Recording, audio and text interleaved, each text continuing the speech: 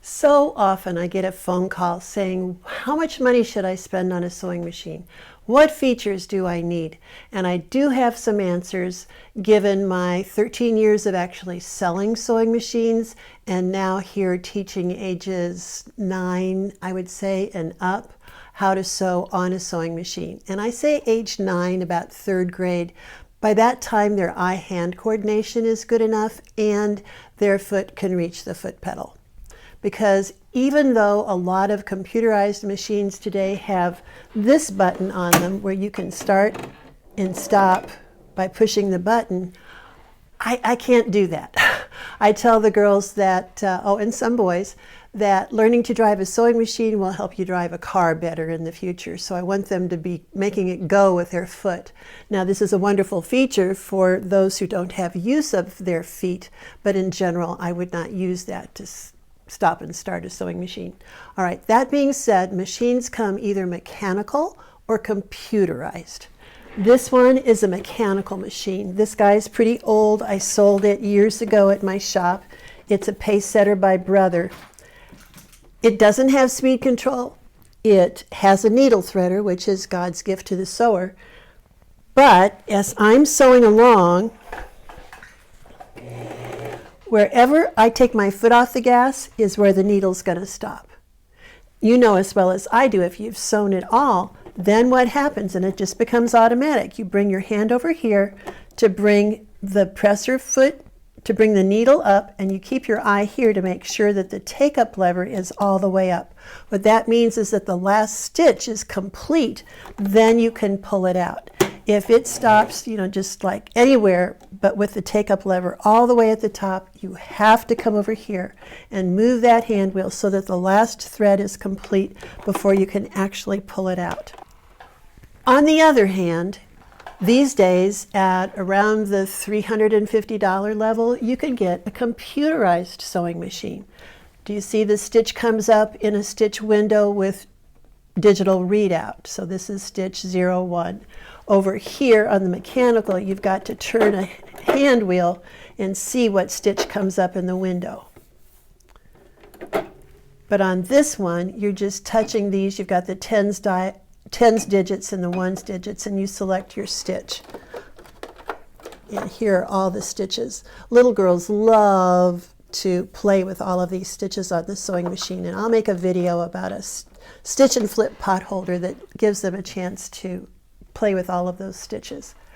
But other features that I really look for in a sewing machine, in addition to the needle threader, is speed control. If I'm sewing along on this machine, there it is at slow speed, I'm going to keep my foot at the same level. And you listen. Slow, fast. Let me put it on straight stitch. So here's slow, and there's fast. Do you see how much that gears it up and down? Having kids so slow really, really helps. On this machine, right now it's in needle up position. So whenever I take my foot off the gas, do you see this take-up lever stops all the way up? So I don't have to do all this business of turning the hand wheel to make the take-up lever be all the way up. On the other hand, if I have this button in down mode, did you see that the needle just went down? If I take my foot off the gas, the needle stops down. That's great if you're going to pivot or you just want to use less pins to resituate things and go on. I just love needle down. This one also has a tack stitch where it's going to just tack in place, and then of course reverse. All right, so speed control, needle up or down. Now some machines that have needle up or down always stop in the down position.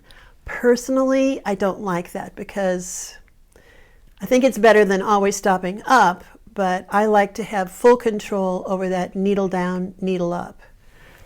So you might test that. Speaking of testing, when you go to a store to look for a sewing machine, and I sure hope that there's still a store around that you can actually do that, I would go with a bunch of fabrics in hand so that you can actually test drive that sewing machine. If it's a sewing machine dealer worth their salt, they should be more than happy to let you stitch on the machine on your own with some fabrics that you bring in. I would bring in some firmly woven cotton, I would bring in a batiste, I would bring in a knit, and I would bring in some denim. Believe it or not, at my store, we had packets of fabrics of these natures sitting by each machine, ready to demonstrate and ready to let the customer test drive. If they come to you with this is what's called demo cloth. This is starched, woven, stiff stuff. And it's really hard to make a stitch look anything but wonderful when they're showing it to you with this fabric. The other trick that they do, I'll tell you, is that they put a heavier weight thread on the machine, more of a 40-30 weight, which is a thicker thread than your normal 50 weight sewing thread.